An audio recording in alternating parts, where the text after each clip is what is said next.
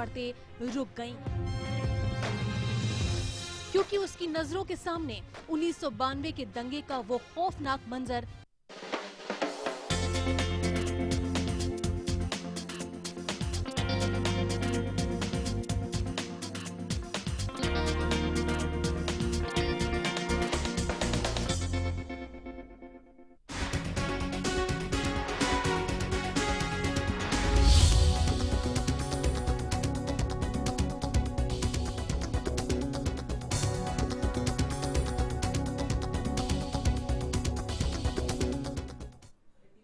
नमस्कार, आप देख रहे हैं लेमन न्यूज। मैं हूं आपके साथ राहुल गोयल। दिन भर की तमाम बड़ी खबरों को तफसील से जानेंगे, लेकिन सबसे पहले हेडलाइंस।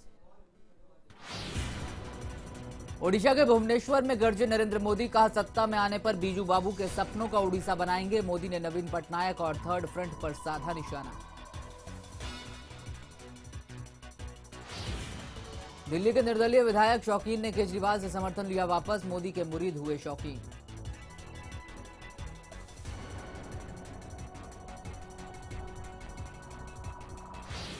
टोल टैक्स मुद्दे पर राज ठाकरे ने की प्रेस कॉन्फ्रेंस, कहा 21 फरवरी को गिरगांव शांतिपूर्ण निकलेगा मार्च। बुधवार को वाशी टोल नाके पर राज करेंगे आंदोलन।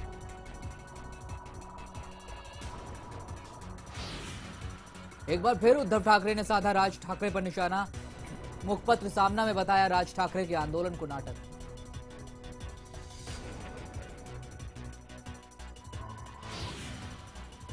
सरकारी बैंक की हड़ताल का आज दूसरा दिन। वेतन वृद्धि की मांग को लेकर कर्मचारियों ने की हड़ताल। बैंक हड़ताल से कई लाख लोगों को हुई परेशानी। टोल टैक्स मुद्दे पर राज ठाकरे ने एक प्रेस कॉन्फ्रेंस की और कहा कि 21 फरवरी को गिरगांव से शांतिपूर्ण एक मार्च निकाला जाएगा और बुधवार को वाशी टोल नाके पर राज आंदोलन करेंगे। ज्या परीक्षा असतील त्या परीक्षा सुरळीतपणे पार पाडल्या जातील। कोणतीही कॉलेजेस बंद ठेवायची गरज नाही, कोणत्याही शाळा बंद ठेवायची गरज नाही। पण महाराष्ट्रातले सगळे हायवे जे टोलने बरबटलेले आहेत, ते महाराष्ट्रातले सर्वच्या सर्व हायवे उद्या सकाळी 9 वाजल्यापासून बंद असतील, एवढं निश्चित। जे करतोय हा लोकांचा व्याप त्रास कमी होण्यासाठी म्हणून टोलचा याच्यासाठी करतोय। मी परत आत्ताच मी दिलगिरी व्यक्त करतो की ज्यांना कोणाला या गोष्टींचा उद्याच्या आणि त्रास होईल, मला माफ करावं, परंतु माझ्यासमोर दुसरा इलाज पण काही नाही।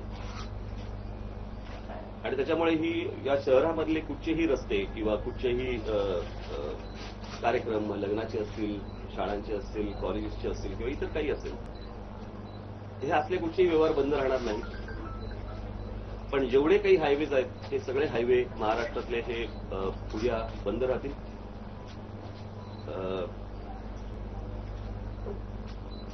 ज्याला आपण एक प्रातिनिधिक स्वरूपामध्ये ज्याला म्हणतो तसं हे उद्याचं हा रास्ता रोको आहे।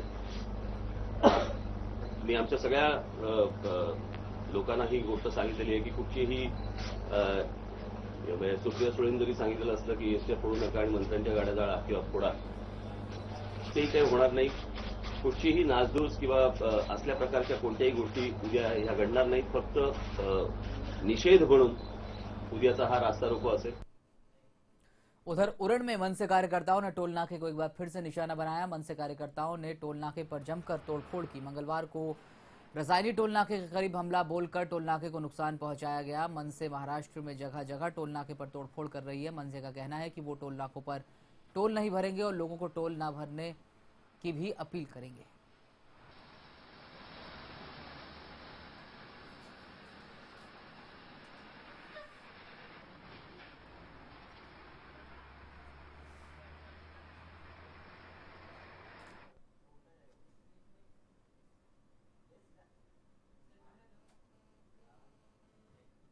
नवी मुंबई के सीबीडी बेलापुर कोंकण भवन के टोल न भरने से लोगों को परेशानी हुई और टोल ना भरने से लोगों की अपील की। लोगों को टोल नाके पर टोल नहीं देना है। मनसे का कहना है कि वो तोड़फोड़ कर रही है। जगह जगह टोल नाके पर महाराष्ट्र भर में नुकसान पहुंचाया। मनसे बोलकर टोल नाके को टोल नाके के करीब हमलावर और कोंकण भवन के कर्मचारी हड़ताल पर बैठेंगे। दरअसल इन लोगों की मांग है कि केंद्र सरकार ने जो सुविधाएं दी है उसे कर्मचारियों को नहीं दिया जा रहा। कर्मचारियों का कहना है कि जब तक सरकार उनकी मांगों को नहीं मानेगी तब तक उनका धरना प्रदर्शन चलता रहेगा। कर्मचारियों का मानना है कि सरकार को उनकी मांगे माननी चाहिए और अगर वो नहीं मानती तो ये लड़ाई जारी रहेगी।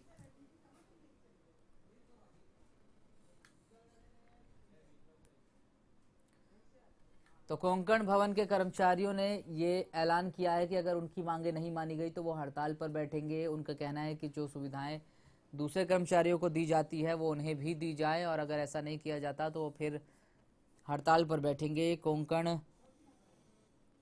भवन नवी मुंबई के सीबीडी बेलापुर कोंकण भवन के कर्मचारी 13 फरवरी से धरने पर बैठेंगे। ये धमकी कर्मचारियों ने दी है।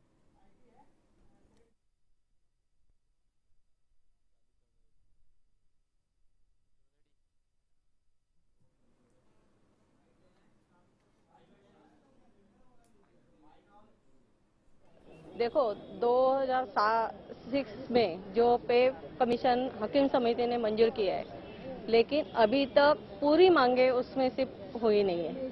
उसमें जो महंगाई भत्ता है, जो केंद्र सरकार जो दिया जाता है वही हम लोगों को मिलना चाहिए। जो वाहतूक भत्ता है वो भी मिलना मांगता है। 18 बरस के बाद में महिलाओं को 18 बरस के पहले जो 2 साल की रजा केंद्र सरकार को मिलती है वो हम लोगों के इधर के महिलाओं को मिलती नहीं है। मुंबई के दहिसर स्टेशन के पास आदिवासी विकास परिषद के आदिवासियों ने विरोध प्रदर्शन कर बाबा रामदेव का पुतला जलाया। कुछ दिनों पहले कांग्रेस प्रवक्ता जनार्दन द्विवेदी ने आर्थिक आधार पर आरक्षण देने की बात कही थी, जिसका बाबा रामदेव ने समर्थन किया था। आदिवासी इसी बात से नाराज हैं। रामदेव जो है आदिवासी आरक्षण विरोधी है। उन्होंने एनडीटीवी इंडिया के ऊपर 5 और 6 तारीख को जो राजीव कुमार जी ने जो इंटरव्यू वगैरह लिया था, उनका मुलाकात ली थी।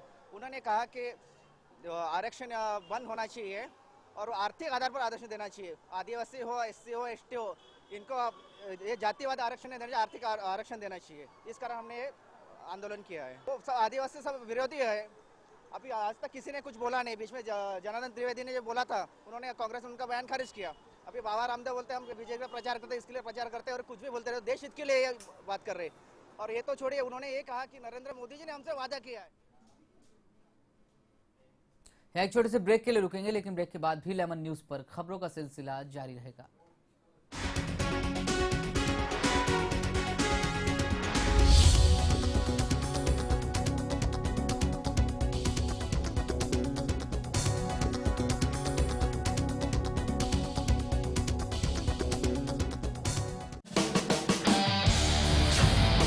क्या फ्रॉड में फंसा है आपका पैसा? क्या स्कैम में उलझी है आपकी रकम? नमस्कार, मैं हूँ Ravi Nathani. Don't wait for a longer period because वो टाइम बाद प्रेस में चला जाएगा और फिर आप कुछ नहीं कर पाएंगे। क्या आपके साथ भी किसी कंपनी ने किया है धोखा? कंपनी को बोले boss this is the limit, you have to give my money back. Consumer ने हमें कंप्लेन दी कि मेरे पैसे बैंक ने लूट लिए हैं। स्कैम्स एंड फ्रॉड की टीम आपको देगी पूरी मदद। हमारी पूरी टीम इस चीज को इन्वेस्टिगेट कर रही है, एक एक पन्ना पढ़ रही है। स्कैम्स एंड फ्रॉड रोजाना शाम 7:27 पर, रोजाना दोपहर 2:27 पर। क्या आपको भी है पर्दे से प्यार?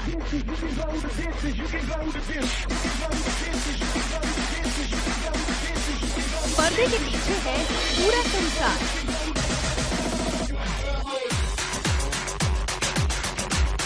लेमन संग आप भी चलिए पर्दे के पास।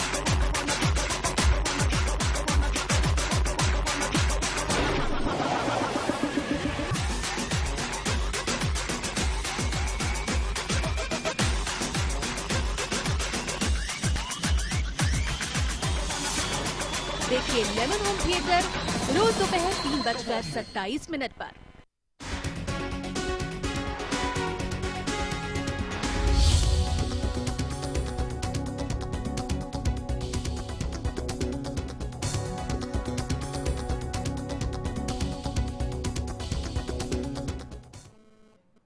ब्रेक के बाद एक बार फिर से स्वागत है आपका लेमन न्यूज पर। नवी मुंबई रेलवे पुलिस ने विदेशी पिस्टल के साथ 2 लोगों को गिरफ्तार किया है। इनके पास से जिंदा कारतूस भी बरामद किए गए हैं। पकड़े गए आरोपियों की उम्र 17 साल बताई जा रही है। पुलिस के मुताबिक बरामद की गई पिस्टल अमेरिकन मेड है। फिलहाल पुलिस गिरफ्तार किए गए शख्स की जांच कर रही है और पता लगाने में जुटी है कि आखिर विदेशी पिस्टल के साथ ये लोग क्या करने वाले थे।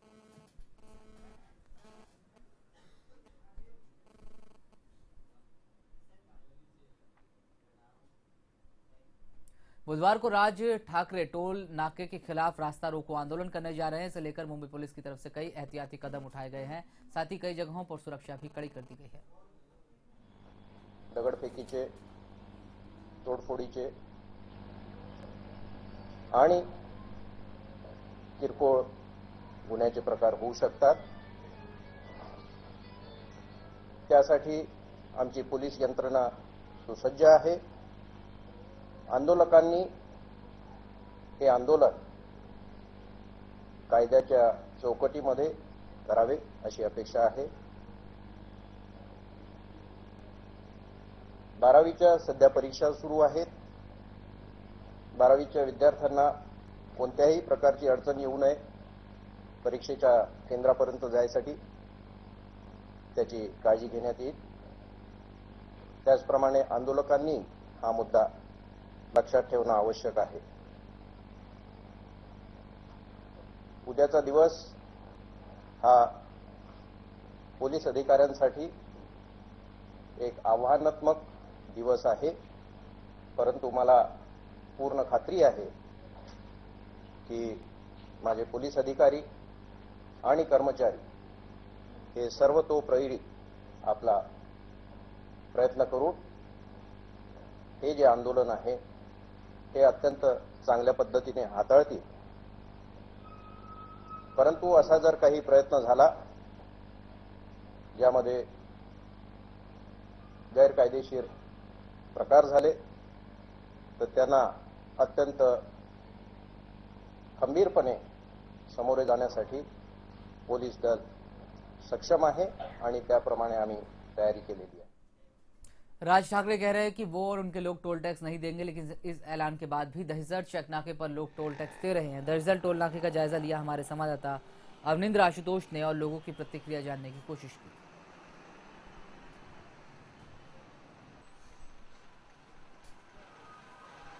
निर्माण सेना ने जब से ये कहा है कि अब टोल देने की जरूरत नहीं है, साथ ही साथ राज ठाकरे जो मनसे के अध्यक्ष हैं उन्होंने कहा कि वो इस आंदोलन का नेतृत्व करेंगे और चक्का जाम करेंगे। लेकिन अगर हम दहिसर चेक नाके पर आपको दिखाने की कोशिश करें तो यहाँ जो पहले टोल नाके पर जो कांच का जो था, अब कांच के ऊपर जाली लगा दिया गया है। तो कहीं ना कहीं से सुरक्षा को ध्यान में रखते हुए टोल टैक्स का जो पूरा ये जो इलाका है यहाँ पर सुरक्षा की पूरी व्यवस्था कर दी गई है और अभी भी लोगों से टोल लिया जा रहा है। और लोग आप देख सकते हैं कि लगातार गाड़ियों के जो काफिला है वो यहाँ पर टोल देने के बाद ही आगे गाड़ियाँ जा रही हैं।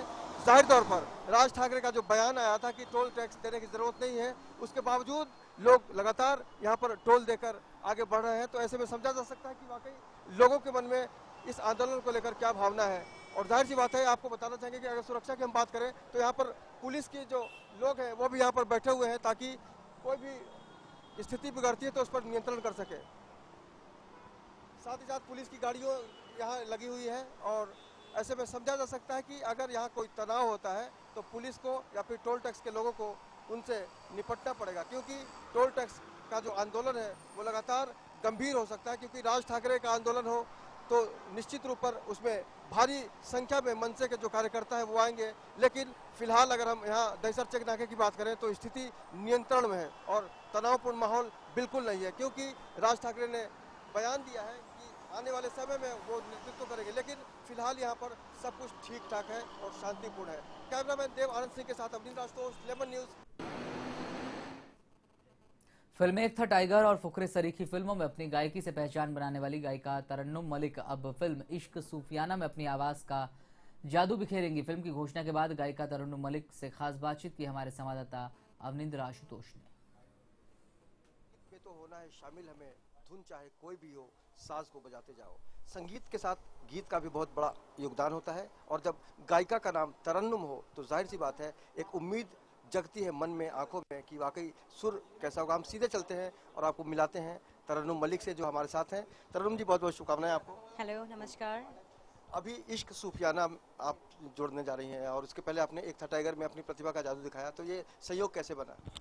एक था टाइगर, मैंने यशराज में मुझे सुहेल सेन जो म्यूज़िक डायरेक्टर हैं इनके, उन्होंने मुझे बुलाया था और उन्होंने मुझे गवाया पहले कि हम लोग ट्राई करते हैं आपकी आवाज़। तो बाय चांस वो सलमान जी एंड कैटरीना जी को बहुत पसंद आई और ये गाना मेरा फाइनल हो गया और ये मेरे लिए बहुत बहुत खुशनसीबी की बात है एंड मेरा टर्निंग पॉइंट था। उसके बाद अभी मैंने लेटेस्ट में गाया था फुकरे, राम संपत जी का म्यूज़िक था एंड फरहान अख्तर की मूवी है और उसमें मेरे 2 गाने थे। एक तो मिक्का जी के साथ था लग गई लॉटरी और राम संपत जी के साथ था बेड़ा पार। तो ये दोनों मूवीज़ मतलब मुझे एक अच्छा बैनर मिला। अब मेरा है इश्क सूफियाना जो कि अब डेफिनेटली बहुत जल्दी सुनने वाले हैं with very new talent and very nice talent. मंथन एंड क्या नाम है इनका, मंथन एंड अभिन म्यूज़िक डायरेक्टर है, नए म्यूज़िक डायरेक्टर हैं और जो कि बहुत अच्छा टैलेंट आ रहा है बाहर और मैं डेफिनेटली यही आशा करती हूँ कि मैं भी इनके साथ जुड़ी हूँ तो बहुत अच्छे से काम होएगा और बहुत अच्छे हम लोग सक्सेसफुल होएंगे। वाकई तरन्नुम की जो फीलिंग्स है उसको अगर आप समझ सकते हैं तो आप भी तरन्नुम में गाना का मजा ले सकते हैं क्योंकि तरन्नुम का मतलब ही होता है सुरीलापन। कैमरामैन देवानंद के साथ अविंदा आशुतोष, लेमन न्यूज। मिशन 2014 के लिए बीजेपी पीएम पद के उम्मीदवार ओडिशा की राजधानी भुवनेश्वर में पहुंचे। नरेंद्र मोदी और नवीन पटनायक के साथ साथ केंद्र सरकार पर जमकर बरसे। मोदी ने कहा कि सत्ता में आने पर बीजू बाबू के सपनों का ओडिशा बनाया जाएगा। मोदी ने कहा कि ओडिशा में शिक्षा का स्तर बेहद खराब है। उन्होंने कहा कि जब छत्तीसगढ़ का विकास हो सकता है तो ओडिशा का क्यों नहीं। मोदी ने कांग्रेस को नहीं छोड़ा और कहा कि कांग्रेस को आपने 60 साल दिए और मुझे सिर्फ 60 महीने देकर दिखाए।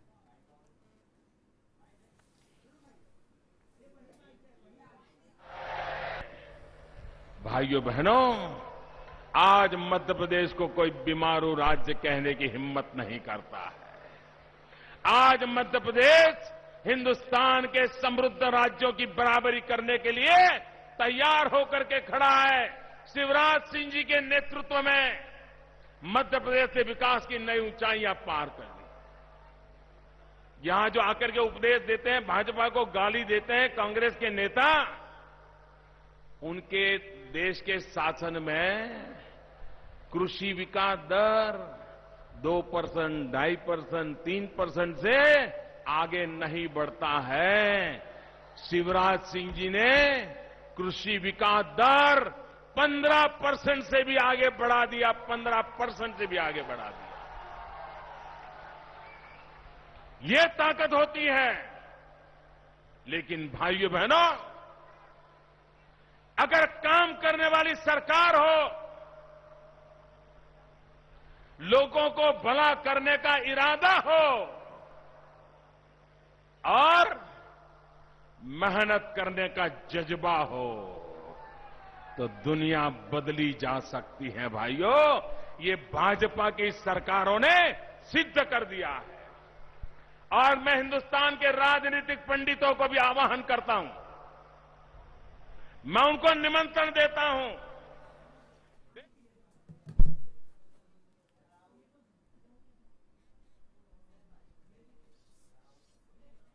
यहाँ एक छोटे से ब्रेक के लिए रुकेंगे, लेकिन ब्रेक के बाद भी लेमन न्यूज पर खबरों का सिलसिला जारी रहेगा।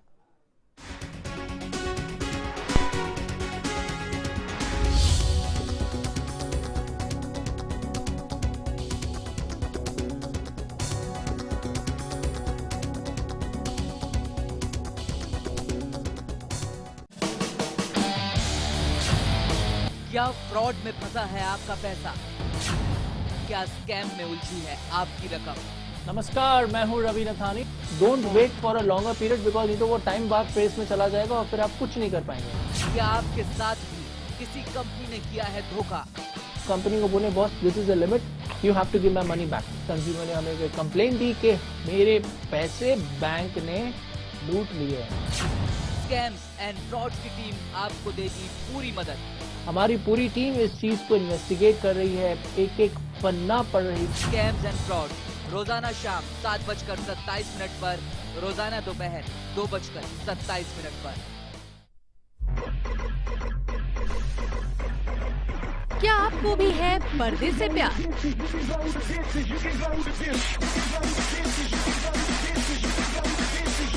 पर्दे के पीछे है पूरा संसार।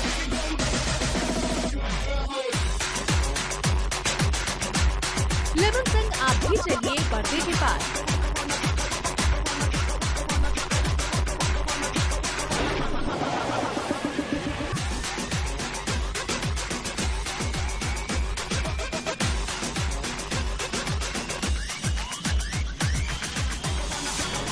देखिए लेमन होम थिएटर रोज दोपहर 3:27 पर।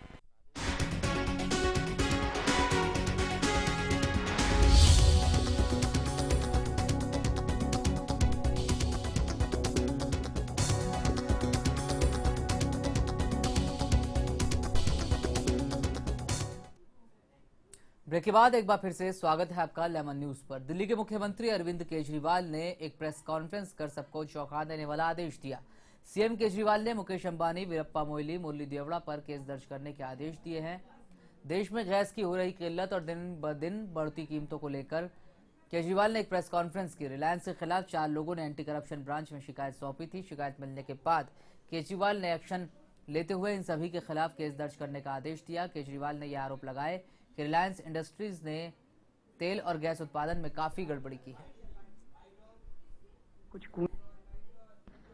एक्सपेंडिचर सेक्रेटरी ऑफ इंडिया, तीसरे हैं एडमिरल ताहिलियानी जो फॉर्मर नेवी चीफ हैं, और चौथी हैं कामिनी जायसवाल जो कि हमारे देश की बहुत बड़ी वकील हैं। इन चारों ने मिलके एक दिल्ली सरकार को कंप्लेन दी है और उस कंप्लेन में उन्होंने आरोप लगाया है कि रिलायंस इंडस्ट्रीज लिमिटेड को हमारे देश के गैस के कुछ कुएं दिए गए थे। उन्होंने अपनी कंप्लेंट में एक कॉस्ट शीट अटैच की है जो कि रिलायंस की तरफ से ही है, जो ये दिखाता है कि उस कुएं से गैस निकालने की कॉस्ट $1 पर यूनिट से भी कम है। जब ये कॉन्ट्रैक्ट साइन किया गया था अर्ली 2000 में, तो उस टाइम 17 साल का कॉन्ट्रैक्ट एनटीपीसी के साथ हुआ था कि ये उनको लगभग $2.3 पर यूनिट पे गैस देंगे 17 साल के लिए।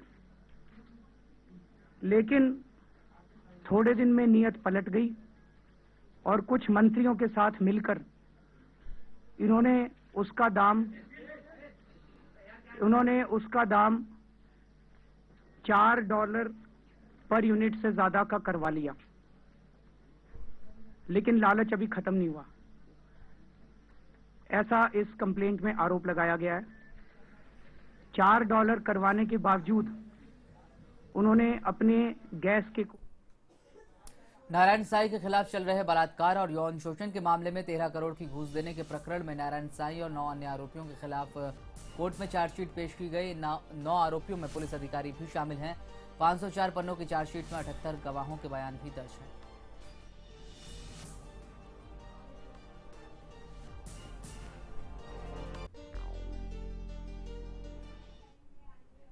वैलेंटाइंस डे आने वाला है, ऐसे में राजकोट के बाजारों में भी इसकी रौनक दिखने लगी है। यहाँ बाजारों में तरह तरह के गिफ्ट्स, अलग अलग तरह के कार्ड से पूरा बाजार सजा है। वैलेंटाइन डे के पहले ही जमकर खरीदारी भी शुरू हो गई है, जिसमें टेडी सबकी पहली पसंद बने हुए हैं।